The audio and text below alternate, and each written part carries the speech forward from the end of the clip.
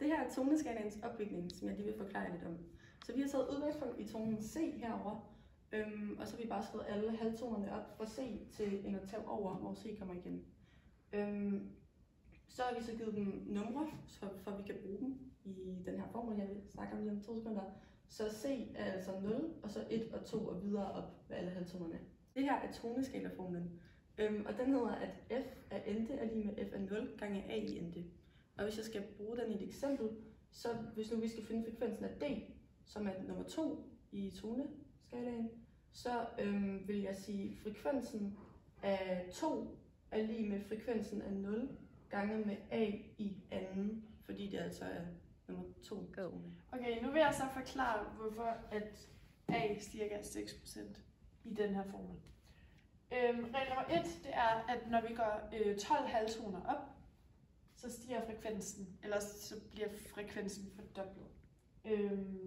Og det er bare en regel. Men vi ved også, at fordi den her gælder, så gælder det altså, at F af 12 er det samme som F af 0 gange A i 12. Og derfor må A i 12 og 2 give det samme.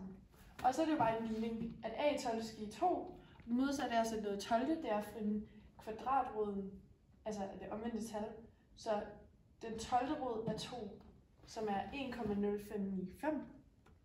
Og hvis man skal skrive det om til procent, så bliver det 5,95%, som næsten er 6%. Og derfor kan vi sige, at hver gang man går et trin op af den her, så stiger frekvensen med cirka 6%, for det man allerede havde. Hej Marie, hvad sidder du og kigger på? Nu skal du bare... Jeg sidder og kigger på en FUT-graf for Loggerpro over et C, men det er den 12. C. Og så vil jeg bare lige forklare, hvordan man kan se, hvad der er en grundtone og hvad der er en overtone. Og grundtonen er altid den første spike. Så det er også den største her, men det er det ikke altid nødvendigvis. Og så alle de andre her overtoner. Så for eksempel, hvis vi nu går hen på et B i stedet for at kigge, så vil det her være grundtonen. Og altså den her. Og så vil alle de der være overtoner. Wow. Hey, her der kan I se den graf, vi har lavet for vores målinger. Og vi startede også med at sætte vores værdier ind i et punktplot. Og vi forventede, at vi ville få en eksponentiel graf, da at, det stiger med procentvis og ikke med et bestemt tal. Og som I kan se, så har vi så også fået en eksponentiel graf, som ligger så ret tæt op af det, vi forventede.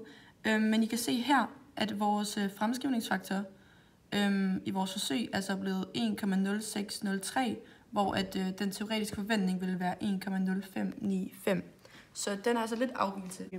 Hernede der har vi udregnet den procentvise afvigelse, og det har vi gjort ved at tage den fremskrivningsfaktorværdi, vi fik, og minuset med tabelværdien, som er så den forventede, og så har vi taget forskellen og divideret med tabelværdien og ganget med 100%.